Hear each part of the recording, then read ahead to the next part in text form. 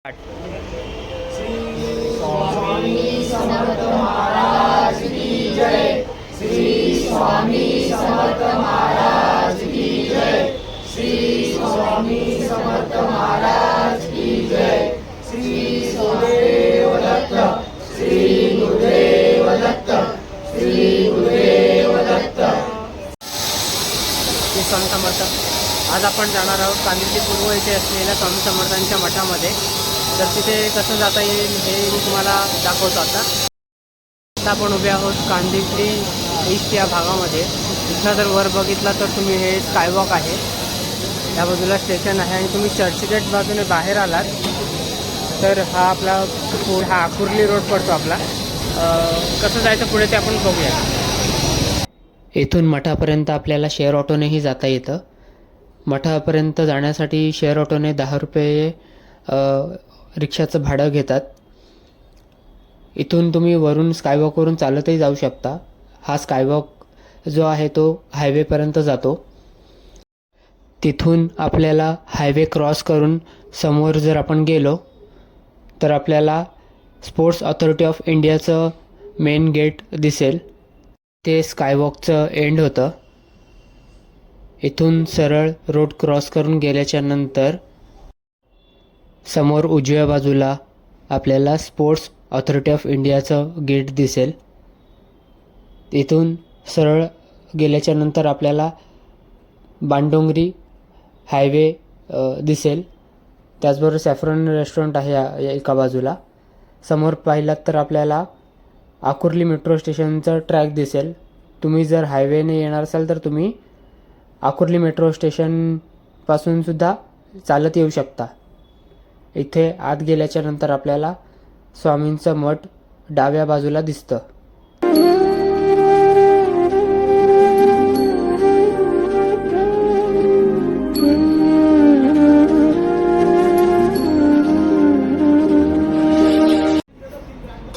नमस्ते। श्री गुरुदेव दत्त।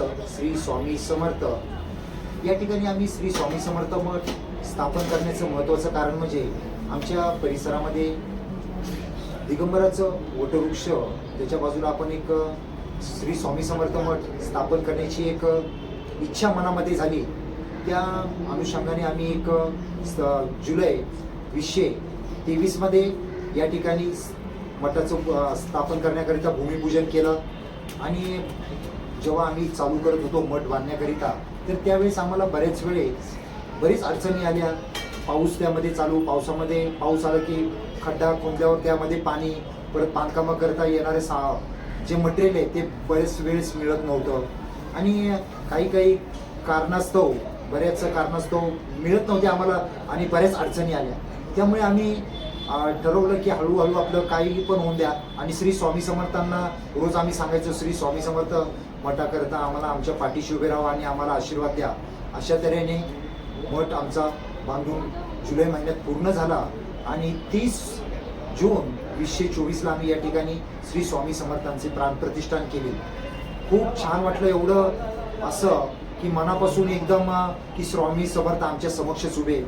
अशा तऱ्हेने आम्ही जुलै 2024 मध्ये गुरुपौर्णिमे दिवशी आम्ही त्या दिवशी या ठिकाणी मोठा एक कार्यक्रम आयोजित केला। श्री स्वामी समर्थाचं मठ दर्शन घेण्याकरिता बरेच भाविक आले। भाविकांमध्ये कुठल्याही आम्ही प्रकारची प्रसिद्धी केली नाही, की मीडियाशिवाय प्रसिद्धी किंवा मीडियाकडून आणि कुठल्याही प्रकारे आम्ही प्रसिद्धी केली नाही। जसं भाविकांना कळत गेलं की या ठिकाणी श्री स्वामी समर्थ मठ स्थापन केलाय, तसे भाविक या ठिकाणी यायला चालू झाले। असं कालांतरानं नंतर बरेच भाविक या ठिकाणी येत होते, श्री स्वामी समर्थांचा सेवेकरी येत होते आहेत त्या पद्धतीने। नंतर मग आत्ता आम्ही 14/12/2024 रोजी दत्त जयंती निमित्त या ठिकाणी भाविकांकरिता श्री स्वामी समर्थांचं दर्शन घेण्याकरिता बरंच या ठिकाणी आम्ही एक कार्यक्रम आयोजित केला।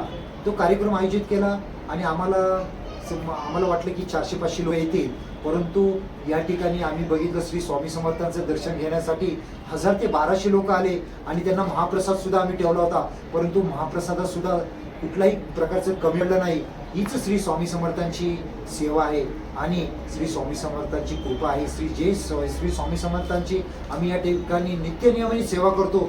खूप छान वाटतं. सर्व भाविकांना एक विनंती आहे की या ठिकाणी श्री स्वामी समर्थांच्या मठात आपण दर्शनाला यावे.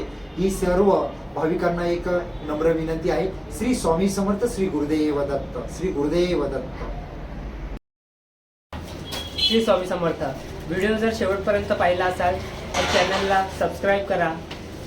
व्हिडिओ आवडल्यास प्रतिक्रिया द्यायची असेल तर कमेंट करा आणि जाता जाता व्हिडिओला लाईक नक्की करा. श्री स्वामी समर्थ. जय जय स्वामी समर्थ.